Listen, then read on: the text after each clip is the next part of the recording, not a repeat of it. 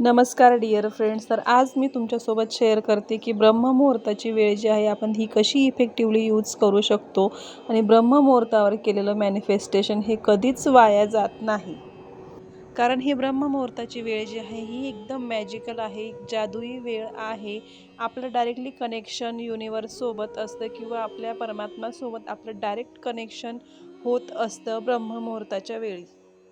तर या ब्रह्ममुहूर्ताला आपण काय करायचं आहे आणि ब्रह्ममुहूर्ताचा वापर आपण कसा करायचा आहे आणि कोणत्या कोणत्या गोष्टी किती किती वेळ किती दिवस करायच्या आहे. जर ब्रह्ममुहूर्तावर उठून तुम्ही तुमच्या काही टेक्निक्स असो किंवा तुमचं काही मॅनिफेस्टेशन असो, मेडिटेशन असो, जर तुम्ही ब्रह्ममुहूर्तावर केलं तर दिवसभर तुम्ही काहीही नाही केलं तरी चालेल. कारण तुम्ही हा इफेक्टिवली या ब्रह्ममुहूर्ताचा तुम्ही वापर करणार आहात. त्यामुळे तुम्ही दिवसभर कुठलीही टेक्निक किंवा कुठलंही मॅनिफेस्टेशन, मेडिटेशन केलं नाही तरी चालेल. ब्रह्ममुहूर्ताची वेळ आहे ही 3:30 तर 5 वाजेपर्यंत असते. ब्रह्ममुहूर्ताच्या वेळेत तुम्हाला अर्धा तास, 20 मिनटं किंवा 1 तास जेवढा वेळ तुमच्याने शक्य होईल तेवढ्या वेळात जर तुम्ही उठला आणि ब्रह्ममुहूर्ताचा वापर जर केला, तर तुमच्या सगळ्या इच्छा पूर्ण होतील. तुम्ही जर 4 वाजता उठले तर फ्रेश वगैरे होऊन तोंड वगैरे धुवून घ्या. अंघोळ वगैरे करण्याची गरज नाही, कारण त्यात आपला वेळ जातो. फक्त थोडं फ्रेश वगैरे होऊन जा. तुम्ही फ्रेश झाल्यानंतर एका शांत अशा जागेवर बसायचं आहे. खाली तुम्ही मॅट टाकून घ्यायची, बिगर मॅटचं बसायचं नाही आणि सोबत एक तुम्ही डायरी ठेवायची आहे. कारण ब्रह्ममुहूर्ताच्या वेळी जे तुमचं काही मॅनिफेस्टेशन आहे, जे काही अफर्मेशन्स असतात, ते जर तुम्ही लिहिले तर त्याचा खूप लवकर फायदा होत असतो. तुमच्या ज्या काही इच्छा असतील त्या तुम्ही लिहायच्या आहेत. तुमचं जे काही गोल तुम्ही ठरवलेलं असेल ते तुम्ही त्या डायरीत क्लिअर करायचं आहे. कारण ही ब्रह्ममुहूर्ताची वेळ जी असते त्याच्यामध्ये 100% पॉझिटिव्ह एनर्जी राहत असते, म्हणून तुमच्या इच्छा ह्या लवकर पूर्ण होतात. तुम्ही फ्रेश झाल्यानंतर तुम्हाला बसायचं आहे. तुम्ही अर्धा तास, 1 तास शांत बसणार आहात. तुमच्या इच्छा लिहिणार आहात. त्यावेळेत तुम्ही उठायचं नाही किंवा मोबाईल बघायचा नाही, कोणाशी बोलायचं नाही. फक्त तुमच्या मॅनिफेस्टेशनवर लक्ष केंद्रित करायचं आहे. त्याचसोबत तुम्ही एखादा पाण्याचा ग्लास भरून ठेवू शकता. त्या पाण्याच्या ग्लासला सुद्धा तुम्ही पॉझिटिव्ह एनर्जी देऊ शकता. तुमचे पॉझिटिव्ह अफर्मेशन्स त्या पाण्याच्या ग्लासमध्ये त्या पाण्याला टाकू शकतात आणि ते पाणी तुम्ही तुमचं मेडिटेशन वगैरे झाल्यावर ते पिऊ शकता.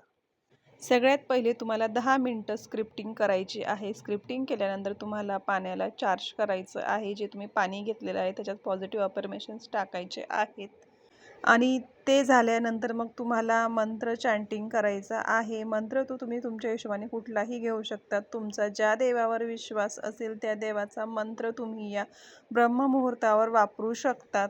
इथे तुम्ही कृष्णाचा, महादेवाचा किंवा गायत्री मंत्र असो, कुठलाही मंत्र तुम्ही इथे वापरू शकतात. तुम्ही ज्याही देवाला मानतात त्या देवाच्या मंत्राचा जप करायचा आहे. हे खूप इफेक्टिव्ह आहे या वेळेत. मंत्राचा जप हा तुम्हाला 108 वेळा करायचा आहे आणि मंत्र जप झाल्यानंतर तुम्हाला एक 10 मिनिटाचं मेडिटेशन करायचं आहे. सगळ्यात जास्त युजफुल आहे मंत्र चॅन्टिंग किंवा मंत्र तुम्ही तो लिहू देखील शकता एखाद्या डायरीमध्ये 108 वेळा. आणि त्यानंतर येते स्क्रिप्टिंग. स्क्रिप्टिंग देखील खूप महत्त्वाची आहे आणि खूप उपयोगात येतं ते. या दोघी गोष्टी खूप इफेक्टिवली काम करत असतात मॅनिफेस्टेशनसाठी. या दोघी गोष्टी तुम्हाला रेग्युलर करायच्या आहेत ब्रह्ममुहूर्तावर. कोणतीही एक इच्छा घ्या तुमची, जे तुमचं एक मॅनिफेस्टेशन असेल, जे तुमचं एक गोल तुम्ही ठरवलेलं असेल ते घ्या आणि 21 दिवसापर्यंत तुमच्या इच्छेवर काम करा.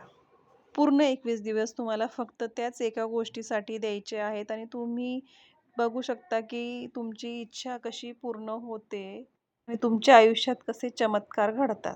कारण ब्रह्ममुहूर्त हे एक पॉवरफुल आणि मॅजिकल टाईम आहे.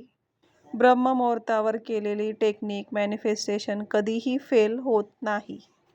उलट तुम्हाला हे मॅजिकल्स रिझल्ट दाखवत असते. जर तुम्ही ब्रह्ममुहूर्तावर तुमच्या कन्सिस्टन्सीने जर टेक्निक केल्या तर तुम्हाला खूप लवकरात लवकर याचे रिझल्ट्स बघायला मिळतील. तर नक्कीच तुम्ही सुरुवात करा आणि तुमचं मॅनिफेस्टेशन पूर्ण करा. चला आता भेटूया पुढच्या व्हिडिओमध्ये. तोपर्यंत बाय बाय.